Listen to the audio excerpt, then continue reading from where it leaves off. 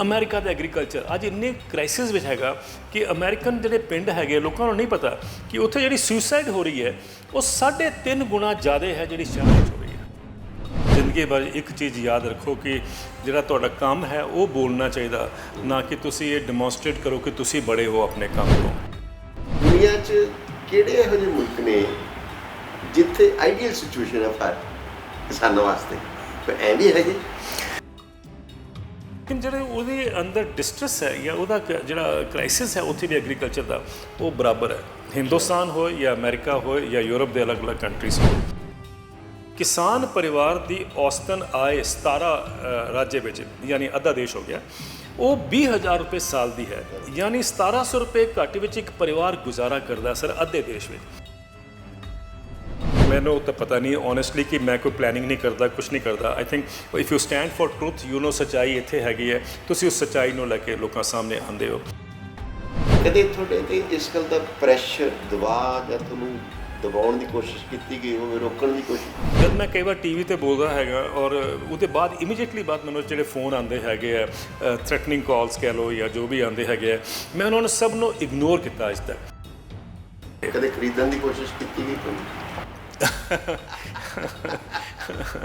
Sir ਮੈਂ ਤੁਹਾਨੂੰ ਕਦੀ ਪਰਸਨਲੀ ਤਾਂ ਵੀ ਕੈਨ ਟਾਕ ਅਬਾਊਟ ਇਟ, ਲੇਕਿਨ ਇੱਕ ਵਾਰੀ ਸ਼ੇਕਸਪੀਅਰ ਨੇ ਕਿਤੇ ਕਿਹਾ ਸੀਗਾ ਕਿ ਯੂ ਨੋ ਕਾਵਰਡਸ ਡਾਈ ਮੈਨੀ ਟਾਈਮ ਬਿਫੋਰ ਦੇਅਰ ਡੈਥ। ਮੈਨੂੰ ਲੱਗਦਾ ਕਿ ਇੱਕ ਵਾਰ ਤਾਂ ਵਾਰੀ ਆਣੀ ਹੈ। ਇੱਕ ਤਾਂ ਮੈਨੂੰ ਜ਼ਿੰਦਗੀ 'ਚ ਇੱਕ ਲਾਲ ਬੱਤੀ ਦੀ ਕਦੀ ਉਹ ਨਹੀਂ ਸੀਗੀ ਜੀ। ਬਾਬੂਸ਼ਾਹੀ ਨੈਟਵਰਕ ਦੇ ਮੇਲ ਮਿਲਾਪ ਪ੍ਰੋਗਰਾਮ 'ਚ ਤੁਹਾਡਾ ਸਵਾਗਤ ਹੈ। ਅੱਜ ਅਸੀਂ ਹੈਗੇ ਮੋਹਾਲੀ 'ਚ, ਤੇ ਮੋਹਾਲੀ 'ਚ ਉਸ ਸ਼ਖਸ ਦੇ ਕੋਲ ਬੈਠੇ ਹਾਂ, ਉਸ ਸ਼ਖਸ ਨੂੰ ਤੁਹਾਡੇ ਰੂਬਰੂ ਕਰਾਵਾਂਗੇ ਜਿਨ੍ਹਾਂ ਨੂੰ ਅਕਸਰ ਤੁਸੀਂ ਜਾਣਦੇ ਹੋ। ਉਹਨਾਂ ਦਾ ਨਾਮ ਅਕਸਰ ਅਖਬਾਰਾਂ 'ਚ, ਮੀਡੀਆ 'ਚ, ਟੀਵੀ 'ਚ ਚਰਚਾ 'ਚ ਰਹਿੰਦਾ ਹੈ, ਪੜ੍ਹਿਆ ਜਾਂਦਾ ਹੈ ਤੇ ਉਹਨਾਂ ਨੂੰ ਸੁਣਿਆ ਵੀ ਜਾਂਦਾ। ਉਹ ਨੇ ਦਵਿੰਦਰ ਸ਼ਰਮਾ, ਜਿਹੜੇ ਖੇਤੀ ਮਾਮਲਿਆਂ ਦੇ ਵੀ ਮਾਹਰ ਨੇ, ਖੁਰਾਕ ਫੂਡ ਪਾਲਿਸੀ ਅਤੇ ਜਿੰਨੇ ਸਾਡੇ ਖੇਤੀ ਨਾਲ ਸੰਬੰਧਿਤ ਹੋਰ ਮਸਲੇ ਨੇ, ਮੁੱਦੇ ਨੇ, ਉਹਨਾਂ ਸਾਰਿਆਂ ਦੇ ਉਹ ਮਾਹਰ ਨੇ। ਮੇਰੇ ਕਹਿਣ ਦੀ ਗੱਲ ਨਹੀਂ, ਸਾਰੇ ਇਸ ਜਾਣਦੇ ਨੇ। ਲਗਾਤਾਰ ਉਹ ਕਿਸਾਨਾਂ ਬਾਰੇ, ਫਾਰਮਿੰਗ ਬਾਰੇ, ਖੇਤੀ ਬਾਰੇ, ਖੇਤੀ ਦੀ ਪੈਦਾਵਾਰ ਬਾਰੇ ਅਤੇ ਉਹਦੀਆਂ ਜਿਹੜੀਆਂ ਉਹਨੂੰ ਕੀਮਤ ਮਿਲਦੀ ਹੈ, ਕਿਸਾਨਾਂ ਦੀ ਹਾਲਤ ਕੀ ਹੈ, ਖੇਤੀ ਦੀ ਹਾਲਤ ਕੀ ਹੈ ਅਤੇ ਉਹਦਾ ਦੁਨੀਆ ਭਰ 'ਚ ਥਾਂ ਕੀ ਹੈ, ਹਾਲਤ ਕੀ ਹੈ, ਇਸ ਬਾਰੇ ਉਹ ਆਪਣੀ ਮਾਹਿਰ ਰਾਏ ਉਹ ਅਖਬਾਰਾਂ ਰਾਹੀਂ, ਟੀਵੀ ਰਾਹੀਂ ਅਤੇ ਆਪਣੇ ਕਾਲਮਾਂ ਰਾਹੀਂ ਉਹ ਜ਼ਾਹਰ ਕਰਦੇ ਰਹਿੰਦੇ ਨੇ। ਅਤੇ ਅੱਜ ਅਸੀਂ ਤੁਹਾਡੇ ਉਹਨਾਂ ਨੂੰ ਰੂਬਰੂ ਕਰਾਵਾਂਗੇ ਅਤੇ ਉਹਨਾਂ ਨਾਲ ਇਹੋ ਜਿਹੀਆਂ ਕੁਝ ਗੱਲਾਂ ਕਰਾਂਗੇ ਜਿਹੜੀਆਂ ਉਹਨਾਂ ਦੀ ਜਾਤੀ ਜ਼ਿੰਦਗੀ ਨਾਲ ਵੀ ਸੰਬੰਧਿਤ ਹੋਣੀਆਂ ਅਤੇ ਉਹਨਾਂ ਦੇ ਘਰ ਵਿਹਾਰ ਜਿਹੜਾ ਰੋਜ਼ਮਰਾ ਜ਼ਿੰਦਗੀ ਨਾਲ ਵੀ ਸੰਬੰਧਿਤ ਹੋਣਗੀਆਂ, ਜਿਹੜੀਆਂ ਸ਼ਾਇਦ ਪਹਿਲਾਂ ਕਿਤੇ ਨਹੀਂ ਹੋਣੀਆਂ ਹੋਣਗੀਆਂ।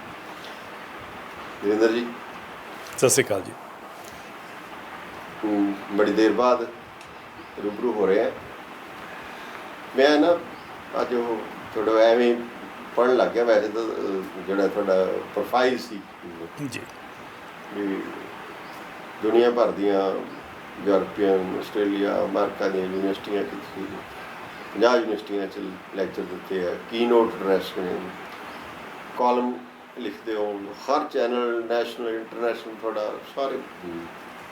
ਅਤੇ ਪਰ ਮੈਂ ਮਤਲਬ ਇਸ ਗੱਲ 'ਤੇ ਬੜਾ ਉਹ ਹੈ ਕਿ ਤੁਹਾਡਾ ਜਿਹੜਾ ਹੀ ਔਰਾ ਜਿਹਨੂੰ ਕਹਿੰਦੇ ਹੁੰਦੇ ਨਾ, ਉਹ ਬੜਾ ਪਰ ਤੁਸੀਂ ਇੱਕ ਬਹੁਤ ਹੀ ਸਾਦੇ ਜਿਹੇ ਘਰ 'ਚ ਰਹਿੰਦੇ ਹੋ ਅਤੇ ਹੰਬਲ ਜਿਹੜੇ ਨਿਮਰ ਹੋ ਕੇ ਵਿਚਰਦੇ ਹੋ।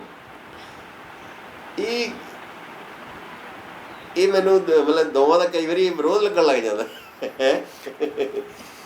ਇਹ ਵਿਚਰਨਾ ਤੁਹਾਡਾ ਇੰਨਾ ਹੰਬਲ ਕਿਉਂ ਹੈ, ਕਿਵੇਂ?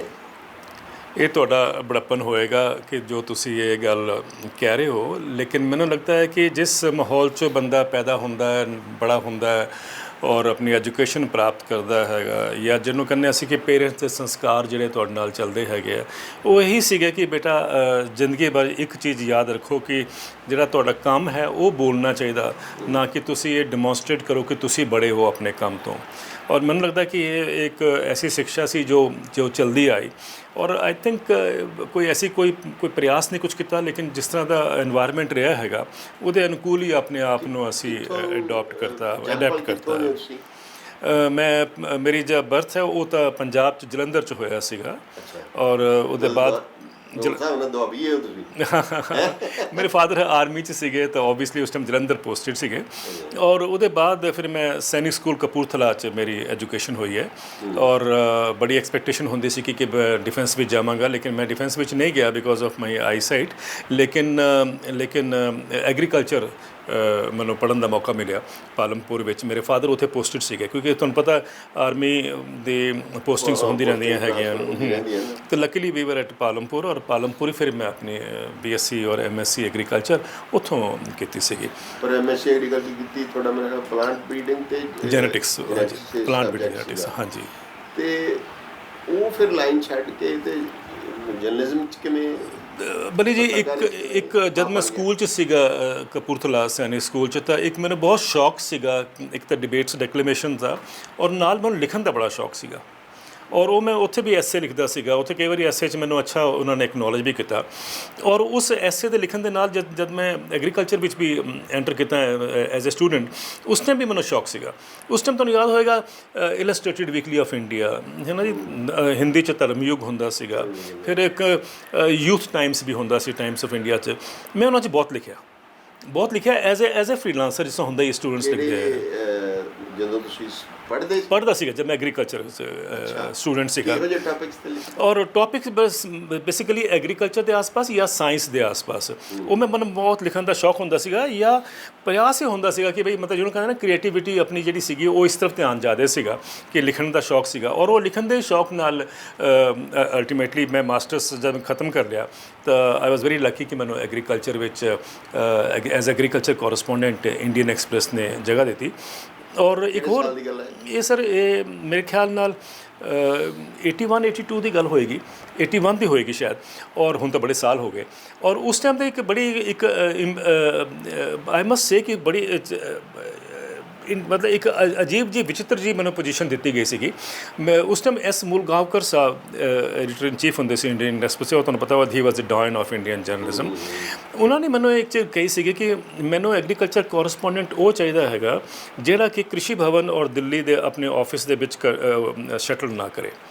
ਮੈਨੂੰ ਉਹ ਕੋਰਸਪੋਂਡੈਂਟ ਚਾਹੀਦਾ ਹੈ ਕਿ ਜਿਹੜਾ ਹਿੰਦੁਸਤਾਨ ਵਿੱਚ ਟਰੈਵਲ ਕਰੇ, ਔਰ ਟਰੈਵਲ ਕਰਕੇ ਸਾਨੂੰ ਸਪੈਸ਼ਲ ਸਟੋਰੀਜ਼ ਨਾਲ ਅਵਗਤ ਕਰਾਏ, ਔਰ ਅਸੀਂ ਉਹਨੂੰ ਸਾਰੇ ਕੰਟਰੀ ਵਿੱਚ ਉਹ ਸਟੋਰੀ ਕੈਰੀ ਕਰਾਂਗੇ। ਕਿਉਂਕਿ ਤੁਹਾਨੂੰ ਯਾਦ ਹੈ ਉਸ ਟਾਈਮ ਮਲਟੀ ਐਡੀਸ਼ਨ ਪੇਪਰ ਸੀਗਾ ਇੰਡੀਅਨ ਐਕਸਪ੍ਰੈਸ, 14 ਐਡੀਸ਼ਨ ਤੋਂ ਉਹਦੇ ਨਿਕਲਦੇ ਸੀਗੇ। ਉਹ ਦੌਰ 'ਚ ਇੰਡੀਅਨ ਐਕਸਪ੍ਰੈਸ ਦਾ ਜਿਹੜਾ ਉਹ ਸੀ ਨਾ, ਮਤਲਬ ਉਹ ਫਿਰ ਮੈਂ ਸ਼ਬਦ ਵਰਤ ਰਿਹਾ ਵੀ ਇੰਡੀਅਨ ਐਕਸਪ੍ਰੈਸ ਦਾ ਜਿਹੜਾ ਸਟੇਟਸ ਸੀ, ਦਰਜਾ ਸੀ, ਉਹ ਬਹੁਤ ਖਾਸ ਕਰ 1975 ਦੀ ਐਮਰਜੈਂਸੀ ਤੋਂ ਬਾਅਦ ਇੰਡੀਅਨ ਐਕਸਪ੍ਰੈਸ ਉਸ ਵੇਲੇ ਬਹੁਤ ਬਿਲਕੁਲ ਸੀ, ਉਹ ਬੜੀ ਉਹਦੀ ਅਹਿਮ ਮਤਲਬ ਭਰੋਸੇਯੋਗਤਾ ਵੀ ਸੀ, ਕ੍ਰੈਡੀਬਿਲਿਟੀ ਵੀ ਸੀ ਜੀ, ਤੇ ਜਰਨਲਿਜ਼ਮ 'ਚੋਂ ਇੱਕ ਰੋਲ ਮਾਡਲ ਦੇ ਤੌਰ ਤੇ ਮੰਨਿਆ ਜਾਂਦਾ ਸੀ ਉਸ ਵੇਲੇ। ਬਿਲਕੁਲ ਠੀਕ ਕਹਿ ਰਹੇ ਸਰ। ਤਾਂ ਉਹਨਾਂ ਨੇ ਮੈਨੂੰ 10 ਸਾਲ ਇਹ ਜਿਹੜਾ ਜਰਨਲਿਜ਼ਮ ਮੈਂ ਕੀਤਾ ਹੈ, ਮਤਲਬ ਅਲੱਗ-ਅਲੱਗ ਜਗ੍ਹਾ ਜਾ ਕੇ, ਕਿ ਤੁਸੀਂ ਮੰਨੋ ਕਿ I just give U N example ਕਿ ਸਰ ਡਰਾਈਲੈਂਡ ਐਗਰੀਕਲਚਰ, ਹੁਣ ਇਹ ਹਿੰਦੁਸਤਾਨ 'ਚ ਤਕਰੀਬਨ 50% ਏਰੀਆ ਜਿਹੜਾ ਹੈਗਾ ਉਹ ਡਰਾਈਲੈਂਡ ਹੈਗਾ, ਹੈ ਨਾ ਜੀ। ਉਹਦਾ ਐਗਰੀਕਲਚਰ ਲਿਖਣਾ ਹੋਏ, ਹੁਣ ਮੈਂ ਰਿਪੋਰਟ ਲਿਖਣੀ ਹੋਏ ਤਾਂ ਮੈਂ 2-3 ਘੰਟੇ 'ਚ ਰਿਪੋਰਟ ਕਰ ਸਕਦਾ ਹੈਗਾ। ਐਜ਼ ਅ ਰਿਪੋਰਟਰ ਤੁਹਾਨੂੰ ਮੈਂ ਸ਼ੇਅਰ ਕਰ ਰਿਹਾ, ਐਜ਼ ਅ ਜਰਨਲਿਸਟ ਹੈ ਜੀ। ਮੈਨੂੰ ਉਹਨਾਂ ਨੇ 3 ਮਹੀਨੇ ਆਈ ਟਰੈਵਲਡ ਇਨ ਦੀ ਡਰਾਈਲੈਂਡ ਰੀਜਨਸ।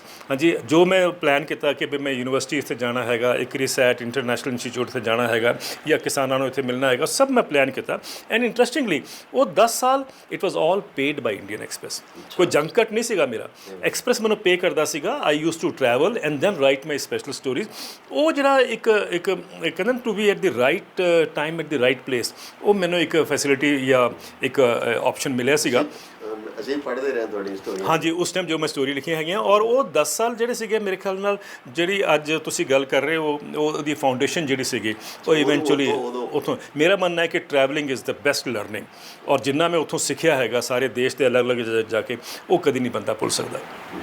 ਤੇ ਉਸ ਤੋਂ ਬਾਅਦ ਤੁਸੀਂ ਮੇਰੇ ਖਿਆਲ ਡਿਵੈਲਪਮੈਂਟ, ਤੁਹਾਡੀ ਡੈਜ਼ਿਗਨੇਸ਼ਨ ਚੇਂਜ ਹੋ ਗਿਆ ਸੀ ਐਗਰੀਕਲਚਰ ਤੋਂ ਡਿਵੈਲਪਮੈਂਟ ਐਡੀਟਰ ਜਾਂ ਡਿਵੈਲਪਮੈਂਟ, ਉਹ ਇਸ ਕਰਕੇ ਸਰ ਕਿ ਕਿਉਂਕਿ ਐਗਰੀਕਲਚਰ ਕੋਰਸਪੋਂਡੈਂਟ ਜਾਂ ਪ੍ਰਮੋਟ ਕਰਨਾ ਹੋਏ ਤੁਸੀਂ ਸਮਝ ਸਕਦੇ ਹੋ, ਤਾਂ ਡਿਵੈਲਪਮੈਂਟ ਮਤਲਬ ਹੋਰ ਵੀ ਬ੍ਰੌਡਰ ਮੈਨੂੰ ਏਰੀਆ ਦੇ ਦਿੱਤਾ ਗਿਆ।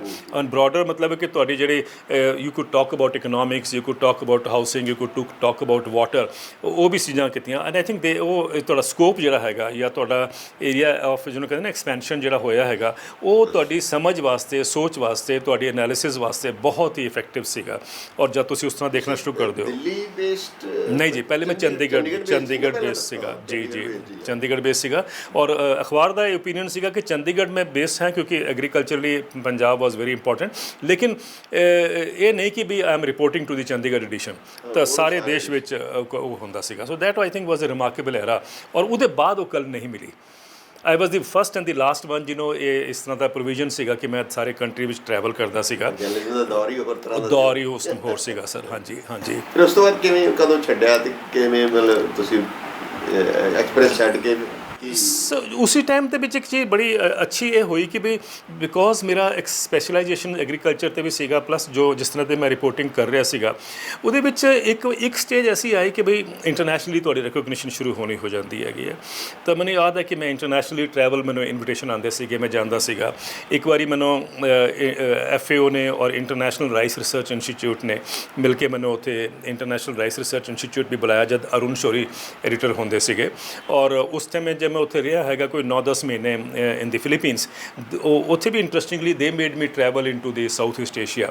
ਤਾਂ ਸਾਊਥ ਈਸਟ ਏਸ਼ੀਆ ਦਾ ਐਗਰੀਕਲਚਰ ਮੈਨੂੰ ਸਮਝ ਤਾਂ ਆਇਆ ਕਿਉਂਕਿ ਜਦ ਮੈਂ ਉੱਥੇ ਖੁਦ ਗਿਆ ਹੈਗਾ, ਮੈਂ ਆਪਣੀ ਅੱਖਾਂ ਨਾਲ ਦੇਖਿਆ ਕਿ ਵੀ ਕੀ ਟਰਾਂਸਫਾਰਮੇਸ਼ਨ ਹੋ ਰਹੀ ਸੀ ਜਾਂ ਕੀ ਨਹੀਂ ਹੋ ਰਹੀ ਸੀਗੀ। ਆਲ ਦੋਜ਼ ਥਿੰਗਸ ਜਿਹੜੀ ਮੈਂ ਉੱਥੇ ਦੇਖੇ ਹੈਗੇ, ਉਹ ਦੈਟ ਜੋ ਤੁਹਾਡਾ ਬੇਸ ਸੀਗਾ, ਫਾਊਂਡੇਸ਼ਨ ਸੀਗਾ, ਉਹਨੂੰ ਫਿਰ ਹੋਰ ਜਿਹਨੂੰ ਕਹਿੰਦੇ ਨਾ ਤੁਸੀਂ, ਉਹ ਤਾਕਤ ਮਿਲਦੀ ਜਾਂਦੀ ਹੈ। And you keep on evolution ਕਹਿ ਲਓ, ਗਰੋਥ ਕਹਿ ਲਓ ਜਾਂ ਜੋ ਵੀ ਕਹੋ, ਉਹ ਪ੍ਰੋਸੈਸ ਵਿੱਚ ਚੱਲਦਾ ਰਿਹਾ ਸਰ। ਤੇ ਉਸ ਤੋਂ ਬਾਅਦ ਤੁਸੀਂ ਮਤਲਬ ਹੁਣ ਲਗਾਤਾਰ ਇੰਨੇ ਸਾਲ ਹੋ ਗਏ ਇਸ ਤੇ ਲਿਖਦੇ ਨੂੰ, ਇਹਦੀ ਦੁਨੀਆ ਭਰ ਤੁਸੀਂ ਘੁੰਮ ਲਿਆ। ਮੇਰੇ ਅੱਜ ਦਿਮਾਗ 'ਚ ਇੱਕ ਗੱਲ ਆ ਰਹੀ ਸੀ ਕਿ ਬਹੁਤ ਸਾਰੇ ਮਸਲਿਆਂ ਦੇ ਤੁਸੀਂ ਜਿਹੜੀ ਹੈ ਸਾਡੀ ਇੰਡੀਆ ਦੇ ਵਿੱਚ ਜਿਹੜੀ ਐਗਰੀਕਲਚਰ ਪਾਲਿਸੀ ਹੈ, ਦੀ ਫਾਰਮਿੰਗ ਦੀ ਹਾਲਤ ਹੈ, ਤੁਸੀਂ ਮਤਲਬ ਜਿਹੜੀ ਆ 2 ਦਿਨ ਪਹਿਲਾਂ ਇੰਟਰਵਿਊ ਦਿੱਤੀ ਉਹ 'ਚ ਤੁਸੀਂ ਕਹਿ ਰਹੇ ਸੀ ਵੀ ਫਾਰਮਰਸ ਨੂੰ ਹੀ ਲੜਨਾ ਪੈਂਦਾ। ਕਦੇ ਜਿਹੜੇ ਵੱਡੇ ਘਰਾਣੇ ਆ, ਇੰਡਸਟਰੀਅਲਿਸਟ ਆ, ਬਿਜ਼ਨਸ, ਉਹਨਾਂ ਨੂੰ ਕਦੇ ਆਪਣੇ ਕਰਜ਼ੇ ਮਾਫ ਕਰਾਉਣ ਵਾਸਤੇ ਲੜਨਾ ਨਹੀਂ ਪੈ ਰਿਹਾ। ਵੀ ਇੱਥੋਂ ਦੀ ਜਿਹੜੀ ਸਿਚੁਏਸ਼ਨ ਤੁਸੀਂ ਬਹੁਤ ਅੱਛੀ ਐਕਸਪਲੇਨ ਕਰ ਦਿੱਤੀ ਹੈ। ਪਰ ਮੈਂ ਜਿਹੜੀ ਤੁਸੀਂ ਘੁੰਮਣ ਦੀ ਗੱਲ ਕੀਤੀ, ਦੁਨੀਆ 'ਚ ਕਿਹੜੇ ਇਹੋ ਜਿਹੇ ਮੁਲਕ ਨੇ ਜਿੱਥੇ ਆਈਡੀਅਲ ਸਿਚੁਏਸ਼ਨ ਹੈ ਕਿਸਾਨਾਂ ਵਾਸਤੇ? ਐਂ ਵੀ ਹੈਗੇ? ਇਹ ਸਵਾਲ अपने आप से बहुत ही महत्वपूर्ण है इस करके ਬੱਲੀ ਜੀ ਕਿ ਇਹ ਕਈ ਜਗ੍ਹਾ ਪੁੱਛਿਆ ਜਾਂਦਾ ਹੈ ਕਿ ਤੁਸੀਂ ਐਗਰੀਕਲਚਰ ਜਿਹੜੀ ਗੱਲ ਕਰਦੇ ਹੋ, ਤੁਹਾਡਾ ਕੋਈ ਰੋਲ ਮਾਡਲ ਵੀ ਹੈ ਦੁਨੀਆ ਦਾ ਕਿ ਜਿਹਨੂੰ ਅਸੀਂ ਕਹੀਏ ਅਸੀਂ ਅਡੋਪਟ ਕਰੀਏ। ਮੈਂ ਉਹਨਾਂ ਨੂੰ ਹਰ ਜਗ੍ਹਾ ਇੱਕੋ ਚੀਜ਼ ਜਵਾਬ ਦਿੰਦਾ ਕਿ ਤਕਰੀਬਨ 70-75 ਕੰਟਰੀਜ਼ ਵਿੱਚ ਮੈਨੂੰ ਜਾਣ ਦਾ ਮੌਕਾ ਮਿਲਿਆ, ਸਮ ਕੰਟਰੀਜ਼ ਰਿਪੀਟਿਡਲੀ। ਔਰ ਇਹ ਐਕਸਪੈਕਟ ਕਰਨਾ ਕਿ ਉਹਨਾਂ ਦਾ ਐਗਰੀਕਲਚਰ ਦੂਰੋਂ ਬੜਾ ਅੱਛਾ ਲੱਗਦਾ ਹੈ ਬਿਕੋਜ਼ ਇੱਕ ਪ੍ਰੋਸਪੈਰਿਟੀ ਦਾ ਲੈਵਲ ਸਾਡੇ ਨਾਲ ਕਾਫੀ ਉੱਥੇ ਤੁਹਾਨੂੰ ਪਤਾ ਹੀ ਹੈ ਉੱਚਾ ਹੈਗਾ, ਤੁਹਾਨੂੰ ਲੱਗਦਾ ਹੈ। ਲੇਕਿਨ ਜਿਹੜੇ ਉਹਦੇ ਅੰਦਰ ਡਿਸਟਰੈਸ ਹੈ ਜਾਂ ਉਹਦਾ ਜਿਹੜਾ ਕ੍ਰਾਈਸਿਸ ਹੈ ਉੱਥੇ ਵੀ ਐਗਰੀਕਲਚਰ ਦਾ, ਉਹ ਬਰਾਬਰ ਹੈ। ਹਿੰਦੁਸਤਾਨ ਹੋਏ ਜਾਂ ਅਮਰੀਕਾ ਹੋਏ ਜਾਂ ਯੂਰਪ ਦੇ ਅਲੱਗ-ਅਲੱਗ ਕੰਟਰੀਜ਼ ਹੋਣ। ਹੁਣ ਸਾਨੂੰ ਇਹ ਸਮਝਣਾ ਹੈ ਕਿ ਵੀ ਕਿਉਂਕਿ ਅਸੀਂ ਬਾਹਰੋਂ ਦੇਖਾਂਗੇ ਤਾਂ ਅੱਛਾ ਲੱਗਦਾ ਕਿ ਉਹਨਾਂ ਦੇ ਘਰ ਬੜੇ ਸੋਹਣੇ ਹੈਗੇ ਹੈ, ਤੁਸੀਂ ਬੋਲੋਗੇ ਕਿ ਇਹ ਤਾਂ ਫਾਰਮਰ ਬਹੁਤ ਅੱਛਾ ਹੈਗਾ, ਪਰ ਲੇਕਿਨ ਜਦ ਤੁਸੀਂ ਉਹਨੂੰ ਅੰਦਰ ਦੇਖਣਾ ਸ਼ੁਰੂ ਕਰਦੇ ਹੋ ਤਾਂ ਬਈ ਤਾਂ ਹਾਂ ਤਾਂ ਤੁਹਾਨੂੰ ਸਮਝ ਆਉਂਦਾ ਕਿ ਬਈ ਕ੍ਰਾਈਸਿਸ ਬੜਾ ਗੰਭੀਰ ਹੈਗਾ ਉੱਥੇ ਵੀ। ਔਰ ਮੈਂ ਇਹੀ ਗੱਲ ਨੂੰ ਹਰ ਜਗ੍ਹਾ ਕਹਿਣਾ ਕਿ ਵੀ ਸਾਨੂੰ ਰੋਲ ਮਾਡਲ ਬਾਹਰੋਂ ਨਹੀਂ ਅਡੋਪਟ ਕਰਨਾ ਹੈਗਾ, ਸਾਨੂੰ ਆਪਣੇ ਆਪ ਨੂੰ ਰੋਲ ਮਾਡਲ ਬਣਨਾ ਹੈਗਾ। ਮੇਰਾ ਫੋਕਸ ਇਹ ਰਿਹਾ ਹੈਗਾ ਕਿ ਬਈ ਇੰਡੀਆ ਕੋਲ ਇੰਨੀ ਸਟਰੈਂਥ ਹੈ ਅੱਜ ਕਿ ਅਸੀਂ ਦੁਨੀਆ ਨੂੰ ਇੱਕ ਨਵਾਂ ਰਸਤਾ ਦਿਖਾ ਸਕਦੇ ਹੈਗੇ ਹਾਂ। ਔਰ ਇਹੀ ਆਪਣਾ ਕਿਸਾਨ ਅੰਦੋਲਨ ਸੀਗਾ, ਜਾਂ ਉਹ ਤੋਂ ਪਹਿਲੇ ਜਾਂ ਉਹ ਤੋਂ ਬਾਅਦ ਇਹੀ ਮੇਰਾ ਫੋਕਸ ਰਿਹਾ ਕਿ ਵੀ ਤੁਸੀਂ ਸਿੱਖੋ, ਸਮਝੋ ਕਿ ਜੋ ਸਾਨੂੰ ਮਾਡਲ ਦੱਸਿਆ ਜਾਂਦਾ ਨਾ ਕੱਟ ਐਂਡ ਪੇਸਟ ਕਰ ਦਿੰਦੇ ਇਕੋਨੋਮਿਸਟ, ਅਮਰੀਕਾ ਤੋਂ ਲੈ ਕੇ ਤੁਸੀਂ ਪਾਲਿਸੀਜ਼ ਇੰਡੀਆ ਵਿੱਚ ਲੈ ਆਓ। ਅਸੀਂ ਕਹਿੰਦੇ ਹਾਂ ਅਸੀਂ ਬਹੁਤ ਬੜੀ ਇੱਕ ਪਲਾਨ ਦਿੱਤਾ ਹੈਗਾ ਦੇਸ਼ ਵਾਸਤੇ, ਬੇਸਿਕਲੀ ਅਸੀਂ ਕੱਟ ਐਂਡ ਪੇਸਟ ਕਰਦੇ ਹਾਂ। ਉਹ ਜਿਹੜਾ ਕੱਟ ਐਂਡ ਪੇਸਟ ਹੈ ਨਾ ਜੀ, ਉਹ ਉੱਥੇ ਕਾਮਯਾਬ ਨਹੀਂ ਹੋਇਆ ਤਾਂ ਸਾਡੇ ਕਿਸ ਤਰ੍ਹਾਂ ਕਾਮਯਾਬ ਹੋਏਗਾ। ਅਮਰੀਕਾ ਦਾ ਐਗਰੀਕਲਚਰ ਅੱਜ ਇੰਨੇ ਕ੍ਰਾਈਸਿਸ ਵਿੱਚ ਹੈਗਾ ਕਿ ਅਮਰੀਕਨ ਜਿਹੜੇ ਪਿੰਡ ਹੈਗੇ ਲੋਕਾਂ ਨੂੰ ਨਹੀਂ ਪਤਾ ਕਿ ਉੱਥੇ ਜਿਹੜੀ ਸੁਸਾਈਡ ਹੋ ਰਹੀ ਹੈ ਉਹ 3.5 ਗੁਣਾ ਜ਼ਿਆਦਾ ਹੈ ਜਿਹੜੀ ਸ਼ਹਿਰਾਂ ਵਿੱਚ ਹੋ ਰਹੀ ਹੈ। ਅੱਛਾ, ਇਹ ਅਮਰੀਕਾ ਦੀ ਗੱਲ ਕਰ ਰਹੇ ਹਾਂ। ਅਸੀਂ ਸੋਚਦੇ ਹਾਂ ਕਿ ਅਮਰੀਕਨ ਐਗਰੀਕਲਚਰ ਤਾਂ ਬਹੁਤ ਅੱਛਾ ਹੈ। ਅੱਛਾ, ਫਿਰ ਤੁਸੀਂ ਦੇਖੋ ਕੈਨੇਡਾ ਚਲ ਜਾਓ, ਉੱਥੇ ਵੀ ਨੰਬਰਸ ਮੇ ਵੀ ਡਿਫਰੈਂਟ, ਲੇਕਿਨ ਉੱਥੇ ਵੀ ਕ੍ਰਾਈਸਿਸ ਸੀਵਰ ਹੈਗਾ। ਤੁਸੀਂ ਯੂਰਪੀਅਨ ਯੂਨੀਅਨ ਵਿੱਚ ਆ ਜਾਓ, ਯੂਰਪੀਅਨ ਯੂਨੀਅਨ ਵਿੱਚ ਸਰ ਹਰ ਮਿੰਟ ਇੱਕ ਕਿਸਾਨ ਖੇਤੀ ਛੋੜ ਕੇ ਬਾਹਰ ਜਾ ਰਿਹਾ। ਔਰ ਇਹ ਉਹ ਕੰਟਰੀ ਹੈਗੀ ਆ ਜਾਂ ਬਲੌਕ ਏਰੀਆ ਹੈਗਾ ਜਿਹਦੇ ਵਿੱਚ $100 ਬਿਲੀਅਨ ਦੀ ਹਰ ਸਾਲ ਸਬਸਿਡੀ ਸਪੋਰਟ ਮਿਲਦੀ ਹੈ, ਡਾਇਰੈਕਟ ਇਨਕਮ ਮਿਲਦੀ ਹੈਗੀ ਹੈ। ਉਹਦੇ ਬਾਵਜੂਦ ਵੀ ਕਿਸਾਨ ਖੇਤੀ ਛੱਡ ਰਹੇ ਹੈਗੇ ਆ। ਹਿੰਦੁਸਤਾਨ ਵਿੱਚ ਅਸੀਂ ਜਾਣਦੇ ਹਾਂ ਕਿ ਤਕਰੀਬਨ 60 ਕਰੋੜ ਲੋਕੀ ਜਿਹੜੇ ਹੈ ਖੇਤੀ ਨਾਲ ਜੁੜੇ ਆ ਸਰ, ਹੈ ਨਾ। ਲੇਕਿਨ ਹਿੰਦੁਸਤਾਨ ਵਿੱਚ ਸਬਸਿਸਟੈਂਸ ਲੈਵਲ ਹੈ, ਇਹ ਵੀ ਸਭ ਨੂੰ ਪਤਾ ਹੈਗਾ। ਲੇਕਿਨ ਮੈਨੂੰ ਲੱਗਦਾ ਕਿ ਸਾਡੇ ਕੋਲ ਕੈਪੈਸਿਟੀ ਜਾਂ ਕੈਪੇਬਿਲਿਟੀ ਹੈ ਕਿ ਅਸੀਂ ਆਪਣੀ ਐਗਰੀਕਲਚਰ ਨੂੰ ਇਕਨੋਮਿਕਲੀ ਵਾਇਬਲ ਬਣਾਈਏ, ਨਾਲ ਪ੍ਰੋਫਿਟੇਬਲ ਬਣਾਈਏ, ਨਾਲ ਉਹਨੂੰ second power house of economic growth ਬਣਾ ਦਈਏ। ਇਹ ਸਾਡੇ ਦੇਸ਼ ਵਿੱਚ ਸ਼ਮਤਾ ਹੈਗੀ ਹੈ। ਅਨਫੋਰਚੂਨੇਟਲੀ ਸਾਡਾ ਧਿਆਨ ਇਹ ਹੈ ਕਿ ਅਸੀਂ ਐਗਰੀਕਲਚਰ ਨੂੰ ਸੈਕਰੀਫਾਈਸ ਕਰ ਰਹੇ ਹਾਂ ਫॉर द ਸੇਕ ਆਫ ਦ ਇੰਡਸਟਰੀ। ਮੈਨੂੰ ਲੱਗਦਾ ਕਿ ਜੋ ਅਮਰੀਕਾ ਵਿੱਚ ਹੋਇਆ ਹੈਗਾ ਉਹਨਾਂ ਨੇ ਵੀ ਇਹੀ ਕੀਤਾ, ਯੂਰਪ ਨੇ ਵੀ ਇਹੀ ਕੀਤਾ।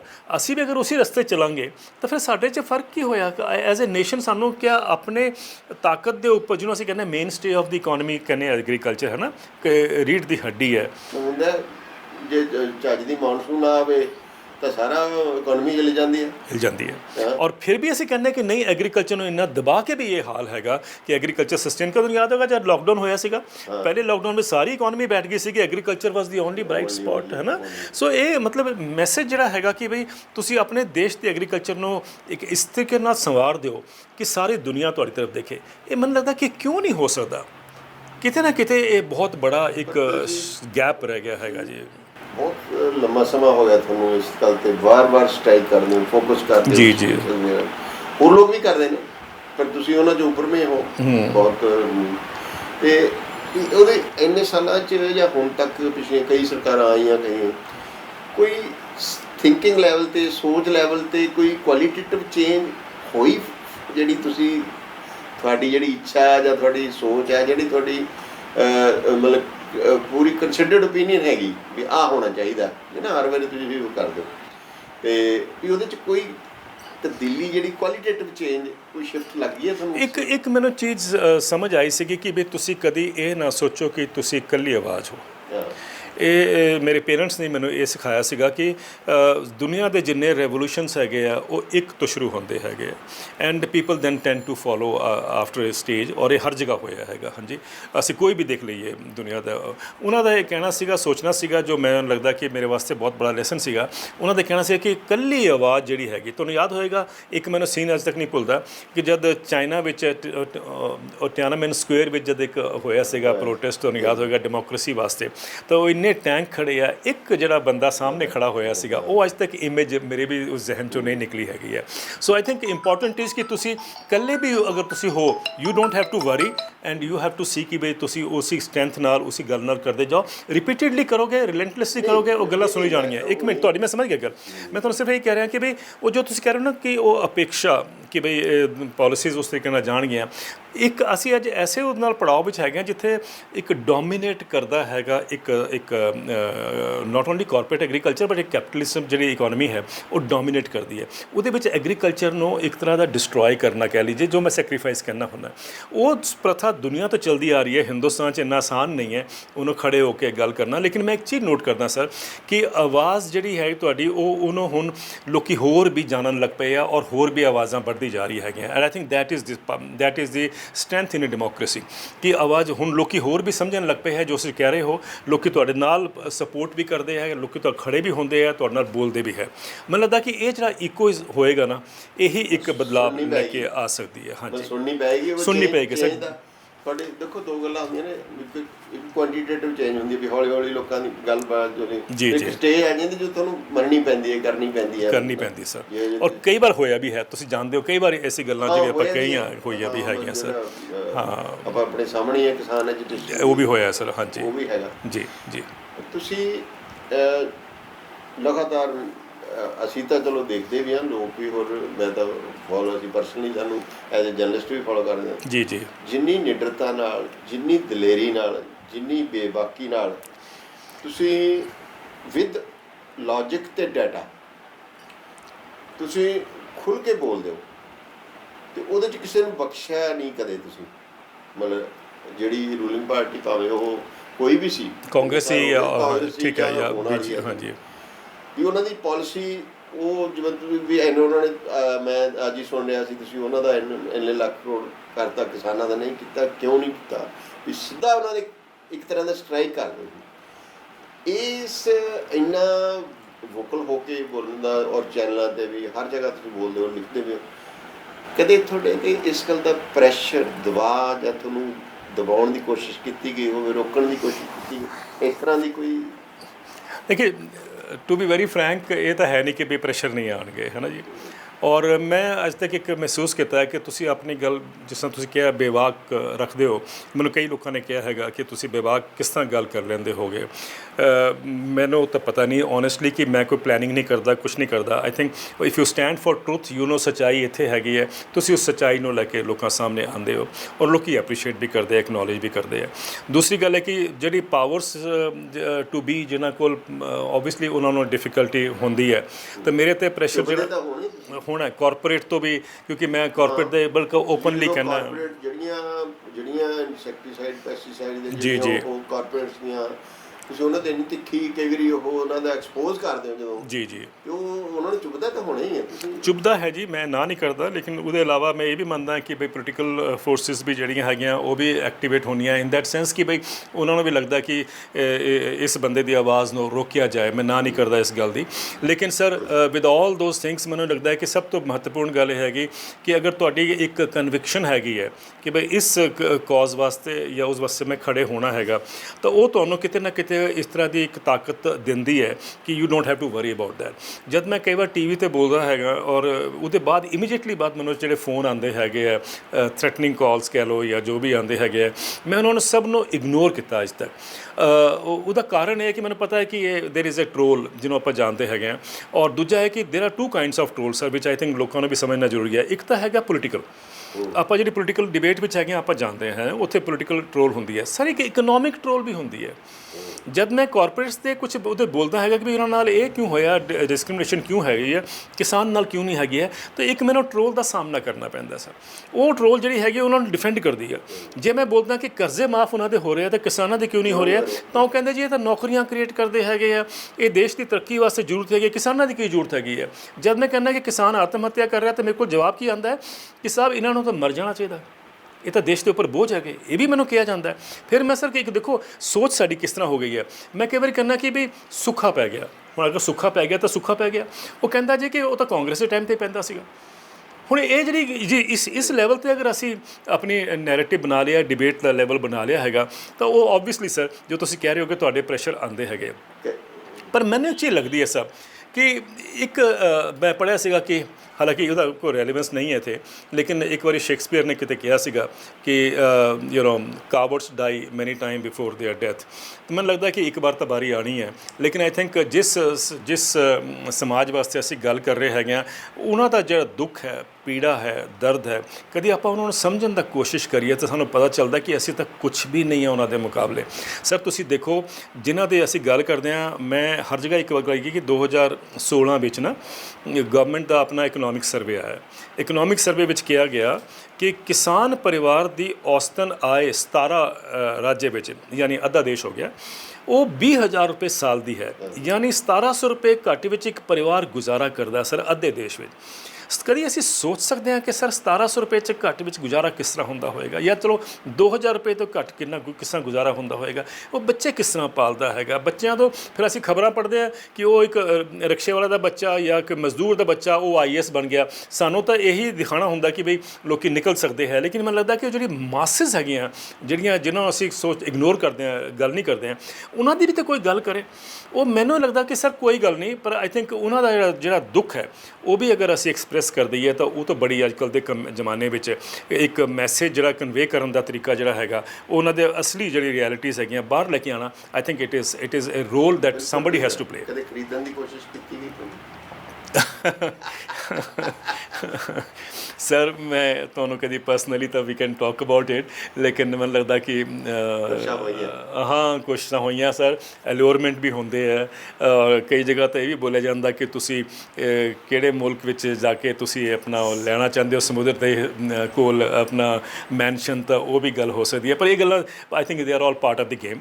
ਔਰ ਜਦ ਤੁਸੀਂ ਇਹ ਜੇ ਰਿਪੋਰਟਿੰਗ ਕਰਦੇ ਹੋ ਜਾਂ ਇਹ ਜੇ ਰਾਈਟ ਅਪਸ ਤੁਸੀਂ ਕਰਦੇ ਹੋ, ਮੇਰਾ ਮਰਲਾ ਹਾਊਸ ਹੀ ਮਹਿਲ ਹੈ ਮੇਰਾ, ਮੈਂ ਹਾਂਜੀ ਆਈ ਐਮ ਵੈਰੀ ਕੰਫਰਟੇਬਲ ਜਿੱਥੇ ਮੈਂ ਹੈਗਾ।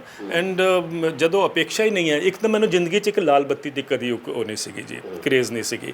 ਔਰ ਮੈਨੂੰ ਦੂਜੀ ਇਹ ਵੀ ਨਹੀਂ ਹੈਗੀ ਕਿ ਮੈਂ ਆਈ ਸ਼ੁੱਡ ਲੁੱਕ ਕਿ ਮੈਂ ਬੜਾ ਪੈਸੇ ਵਾਲਾ ਹੈਗਾ ਜਾਂ ਪ੍ਰੋਸਪਰਸ ਹੈਗਾ। ਮੇਰੇ ਕੋਲ ਗੱਡੀ ਵੀ ਛੋਟੀ ਹੈਗੀ ਆ ਔਰ ਇੰਨੇ ਸਾਲਾਂ ਤੋਂ ਚੱਲ ਰਹੀ ਹੈ, ਮੈਨੂੰ ਕੋਈ ਦੁੱਖ ਨਹੀਂ ਹੈ। ਔਰ ਮੈਨੂੰ ਇਹ ਲੱਗਦਾ ਹੈ ਕਿ ਬਈ these things are not important. ਅਗਲਾ ਸਵਾਲ ਮੇਰਾ ਇਹ ਸੀ ਵੀ ਜਿਸ ਤਰ੍ਹਾਂ ਤੁਹਾਡੀ ਪੋਜੀਸ਼ਨ ਹੈ ਵੀ ਤੁਹਾਨੂੰ ਸਰਕਾਰਾਂ ਐਡਵਾਈਜ਼ਰ ਵੀ ਬਣਾਉਣ ਦੀਆਂ ਇੱਛੁਕ ਹੋਣੀਆਂ, ਤੁਸੀਂ ਕਿਸੇ ਯੂਨੀਵਰਸਿਟੀ ਦੇ VC ਬਣ ਕੇ ਵੀ ਬੈਠ ਸਕਦੇ ਸੀ ਆਰਾਮ ਨਾਲ। ਜਿਸ ਤਰ੍ਹਾਂ ਦਾ ਤੁਹਾਡਾ ਤਜਰਬਾ ਹੈ, ਜਿਸ ਤਰ੍ਹਾਂ ਦੀ ਤੁਹਾਡੀ ਗਿਆਨ ਹੈ ਤੁਹਾਡੇ ਕੋਲ, ਕਿੰਨੀਆਂ ਮਤਲਬ ਮੇਰੇ ਮਨ 'ਚ ਇਹ ਕੋਈ ਹੈ ਨਹੀਂ ਕਿ ਇੰਟਰਵਿਊ ਵਾਸਤੇ ਸਵਾਲ ਕਰ ਰਿਹਾ। ਜਦੋਂ ਤੁਹਾਨੂੰ ਸੁਣਦਾ ਨਾ ਮੈਨੂੰ ਉਦੋਂ ਹੀ ਸਵਾਲ ਉੱਠਦੇ ਹੁੰਦੇ ਵੀ ਦਵਿੰਦਰ ਸ਼ਰਮਾ ਇਸੇ ਤਰ੍ਹਾਂ ਦਾ ਤੁਰਿਆ ਜਾਂਦਾ ਹੈ ਤੇ ਉਹ ਕਦੇ ਇਸ ਤਰ੍ਹਾਂ ਦੀ ਕਿਉਂ ਨਹੀਂ ਆਏ VC ਬਣ ਕੇ ਮੌਜ ਨਾਲ ਬੈਠ ਜਾਂਦੇ ਤਾਂ ਆਪਣੀ ਜਾ ਕੇ ਐਡਵਾਈਜ਼ਰ ਗਵਰਨਮੈਂਟ ਦਾ ਐਡਵਾਈਜ਼ਰ ਬਣ ਕੇ ਬੈਠ ਜਾਂਦਾ। ਉੱਥੇ ਵੀ ਤਾਂ ਜੀ ਮਤਲਬ ਕਿਸੇ ਨਾ ਕਿਸੇ ਤਰ੍ਹਾਂ ਰੋਲ ਪਲੇ ਕਰਨਾ ਹੀ ਸੀਗਾ, ਪਰ ਇਹ ਨਹੀਂ ਕਦੇ ਆਇਆ ਕਿ ਆਈ ਰਾਹ ਕਿਉਂ? ਸਰ ਜਿਵੇਂ ਮੈਂ ਤੁਹਾਨੂੰ ਪਹਿਲੇ ਕਹਿ ਰਿਹਾ ਸੀਗਾ ਕਿ ਕਦੀ ਮੈਨੂੰ ਲਾਲ ਬੱਤੀ ਨੇ ਚੱਕਾ ਚੌਂਕ ਨਹੀਂ ਕੀਤਾ।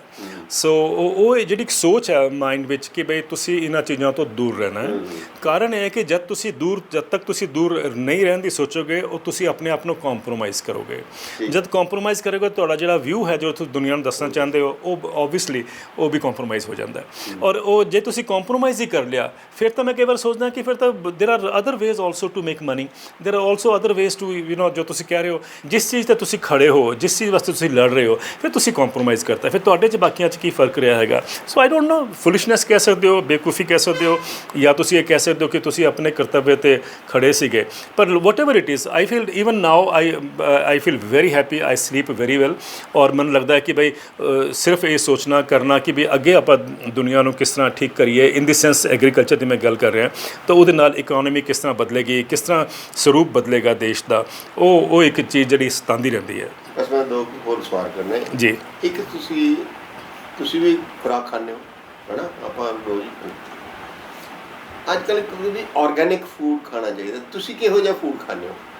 ਮਤਲਬ ਉਹਦੇ 'ਚ ਤੁਸੀਂ ਦੇਖਦੇ ਹੋ ਵੀ ਆਰਗੈਨਿਕ ਚਾਹੀਦਾ ਕਿ ਨਹੀਂ ਚਾਹੀਦਾ? ਤੁਸੀਂ ਕੋਈ ਚੋਇਸ ਦੇਖੋ, ਟੂ ਬੀ ਵੈਰੀ ਓਨੈਸਟ ਜੀ, ਪ੍ਰਯਾਸ ਇਹ ਕਨਸੈਪਟ ਕੀ ਹੈ ਜਿਹੜਾ ਅੱਜ ਕੱਲ੍ਹ, ਕਿਉਂਕਿ ਬੜਾ ਇਹ ਹੈ ਵੀ ਆਰਗੈਨਿਕ ਖਾਓ ਤੇ ਫਿਰ ਉਹਦੇ 'ਚ ਅੱਗੇ ਸਵਾਲ ਖੜੇ ਵੀ ਆਰਗੈਨਿਕ ਹੈ ਕਿ ਨਹੀਂ ਹੈ। ਮਤਲਬ ਤੁਸੀਂ ਕਿ ਇਸ ਮਸਲੇ 'ਤੇ ਦੇਖੋ, ਇਹ ਜਿਹੜੀ ਗੱਲ ਹੈ ਬੇਸਿਕਲੀ ਤਾਂ ਆਈ think it should be clear in your mind ਕਿ ਆਰਗੈਨਿਕ ਦੀ ਜ਼ਰੂਰਤ ਕਿਉਂ ਹੈ। ਇਹ ਸਾਨੂੰ ਜਾਣਨਾ ਹੈ ਕਿ ਅਗਰ ਅੱਜ ਦੁਨੀਆ ਵਿੱਚ ਬਿਮਾਰੀਆਂ ਜਿਹੜੀ ਤੁਸੀਂ ਦੇਖ ਰਹੇ ਹੈਗੇ ਆ, ਜਾਂ ਜਿਹੜੀ ਜਿਸ ਤਰੀਕੇ ਨਾਲ ਦੁਨੀਆ ਦੀ ਇਕਨੋਮੀ ਚੱਲਦੀ ਹੈ, ਉਹ ਇਸ ਕਰਕੇ ਚੱਲਦੀ ਹੈ ਕਿ ਬੇਸਿਕਲੀ ਫੂਡ ਨੂੰ ਕੰਟੈਮੀਨੇਟ ਕੀਤਾ ਗਿਆ। ਫੂਡ ਕੰਟੈਮੀਨੇਟ ਹੋਏਗਾ ਤਾਂ ਫਾਰਮਾਸਿਊਟੀਕਲ ਇੰਡਸਟਰੀ ਗਰੋ ਕਰਦੀ ਹੈ, ਫਾਰਮਾਸਿਊਟੀਕਲ ਇੰਡਸਟਰੀ ਗਰੋ ਕਰਦੀ ਹੈ ਤਾਂ ਇੰਸ਼ੋਰੈਂਸ ਇੰਡਸਟਰੀ ਵੀ ਗਰੋ ਕਰਦੀ ਹੈ। ਤੁਸੀਂ ਦੇਖੋ ਸੀ ਕਿੰਨਾ ਬੜਾ ਇਹਨਾਂ ਦਾ ਇੱਕ ਤਾਣਾ ਬਾਣਾ ਹੈਗਾ। ਅੱਛਾ, ਆਮ ਆਦਮੀ ਨਹੀਂ ਸਮਝਦਾ। ਜਦ ਆਪਾਂ ਸੁਪਰ ਮਾਰਕੀਟ ਜਾਂਦੇ ਹਾਂ ਸਰ, ਤਾਂ ਸੁਪਰ ਮਾਰਕੀਟ ਵਿੱਚ ਇੱਕ ਸ਼ੈਲਫ ਦੇ ਉੱਪਰ ਨੋਰਮਲ ਜਿਹੜੀ ਸੁਪਰ ਮਾਰਕੀਟ ਹੈ, ਤਕਰੀਬਨ 40,000 ਪ੍ਰੋਡਕਟ ਹੁੰਦੇ ਆ। 40,000 ਪ੍ਰੋਡਕਟ ਔਰ ਬੜੇ ਚੱਕਾ ਚੌਂਕ ਵਿੱਚ ਹੁੰਦੇ ਆ, ਹੈ ਨਾ। ਆਪਾਂ ਦੇਖਦੇ ਹਾਂ, ਉਹਦਾ ਲੇਬਲ ਦੇਖਿਆ ਔਰ ਉਹਦੀ ਪੈਕਿੰਗ ਦੇਖੀ, ਐਂਡ ਵੀ ਬਾਈ ਇਟਸ। ਲੇਕਿਨ ਸਰ ਸੱਚਾਈ ਇਹ ਹੈਗੀ ਹੈ ਕਿ ਉਹ ਜਿਹੜੇ ਅਲਟਰਾ ਪ੍ਰੋਸੈਸਡ ਫੂਡ ਅੱਜ ਕੱਲ੍ਹ ਮਾਰਕੀਟ ਆ ਗਏ ਹੈ, ਉਹ ਹੈਲਥ ਨੂੰ ਖਰਾਬ ਕਰ ਰਹੇ ਹੈਗੇ। ਔਰ ਇਹ ਮੈਨੂੰ ਲੱਗਦਾ ਕਿ ਜਾਣਬੁੱਝ ਕੇ, ਕਈ ਹੱਦ ਤੱਕ ਮੈਂ ਸਮਝਦਾ, ਕਿਉਂਕਿ ਲੋਕੀ ਬਹੁਤ ਕਹਿ ਵੀ ਰਹੇ ਹੈਗੇ ਕਿ ਇਹ ਹੋ ਰਿਹਾ ਹੈਗਾ। ਉਹਦੇ ਨਾਲ ਕੀ ਹੋਇਆ ਕਿ ਸਰ ਇੱਕ ਇੰਡਸਟਰੀ ਗਰੋ ਕਰ ਗਈ, ਇੱਕ ਇਕਨੋਮੀ ਵੀ ਗਰੋ ਕਰ ਗਈ, ਠੀਕ ਹੈ ਨਾ ਜੋ ਉਹਦਾ ਸੋਲੂਸ਼ਨ ਹੈਗਾ ਮੇਰਾ ਮੰਨਣਾ ਹੈ ਕਿ ਉਸ ਜ਼ਹਿਰ ਚੋਂ ਆਪਾਂ ਕੱਢਣਾ ਲੋਕਾਂ ਨੂੰ ਉਹ ਜ਼ਹਿਰ ਚੋਂ ਕੱਢੋਗੇ ਤਾਂ ਤੁਸੀਂ ਆਰਗੈਨਿਕ ਫੂਡ ਤੇ ਐਗਰੋ ਇਕੋਲੋਜੀਕਲ ਫਾਰਮਿੰਗ ਸਿਸਟਮ ਦੇ ਨਾਲ ਜਾਓਗੇ ਜਿੱਥੇ ਤੱਕ ਮੇਰਾ ਆਪਣੇ ਕੰਜ਼ੰਪਸ਼ਨ ਦੀ ਗੱਲ ਹੈ ਕਿਉਂਕਿ ਮੈਂ ਇੰਡੀਪੈਂਡੈਂਟਲੀ ਇਕੱਲਾ ਰਹਿਣਾ ਹੈਗਾ ਤਾਂ ਮੇਰਾ ਜਿਹੜਾ ਡਿਪੈਂਡੈਂਸ ਹੈ ਉਹ ਮੇਰੇ ਬਾਕੀ ਸਪੋਰਟ ਸਿਸਟਮ ਤੇ ਰਹਿੰਦਾ ਹੈਗਾ ਮੈਂ ਕੋਸ਼ਿਸ਼ ਜ਼ਰੂਰ ਕਰਦਾ ਹੈਗਾ ਪਰ ਮੇਰੇ ਜਿਹੜੇ ਹੈਲਪਰਸ ਵੀ ਹੁੰਦੇ ਕਈ ਵਾਰੀ ਉਹ ਨਹੀਂ ਬਣਾਉਣਾ ਜਾਣਦੇ ਹੈਗੇ ਆ ਇਹ ਵੀ ਤਾਂ ਹੁੰਦਾ ਨਾ ਕਿ ਮੈਂ ਮਿਲਟਸ ਲੈ ਆਇਆ ਸਪੋਜ਼ ਕਰੋ ਹੈ ਨਾ ਉਹ ਮਿਲਟਸ ਨੂੰ ਅਗਰ ਨਹੀਂ ਬਣਾਉਣਾ ਆਉਂਦਾ ਤਾਂ ਉਹ ਸਿਖਾਉਣ 'ਚ ਵੀ ਟਾਈਮ ਲੱਗਦਾ ਹੈਗਾ so that may be one reason ਪਰ ਮੈਂ ਪ੍ਰਯਾਸ ਪੂਰਾ ਕਰਦਾ ਹੈਗਾ ਕਿ ਬਈ ਕੈਮੀਕਲ ਫਰੀ ਫੂਡ ਜਿਹੜਾ ਹੈਗਾ ਆਪਾਂ ਕਰੀਏ ਔਰ ਮੈਂ ਜਿੱਥੇ ਸੇ ਜਾਣਾ ਵੀ ਹਾਂ ਉੱਥੇ ਲੋਕਾਂ ਨੂੰ ਐਨਕਰੇਜ ਕਰਦਾ ਕਿ ਬਈ ਕਲਾਈਮੇਟ ਵਾਸਤੇ ਵੀ ਆਪਾਂ ਦੇਖੀਏ ਜਿਸ ਤਰ੍ਹਾਂ ਅੱਜ ਕੱਲ੍ਹ ਕਲਾਈਮੇਟ ਐਮਰਜੈਂਸੀ ਵਿੱਚ ਹੈਗੇ ਆ ਉਹਦੇ ਵਾਸਤੇ ਵੀ ਔਰ ਪਲੱਸ ਤੁਹਾਡੀ ਹੈਲਥ ਵਾਸਤੇ ਵੀ ਅਗਰ ਸੋਲੂਸ਼ਨ ਹੈ ਤਾਂ ਉਹ ਐਗਰੋ ਇਕੋਲੋਜੀਕਲ ਫਾਰਮਿੰਗ ਸਿਸਟਮ ਹੈਗੇ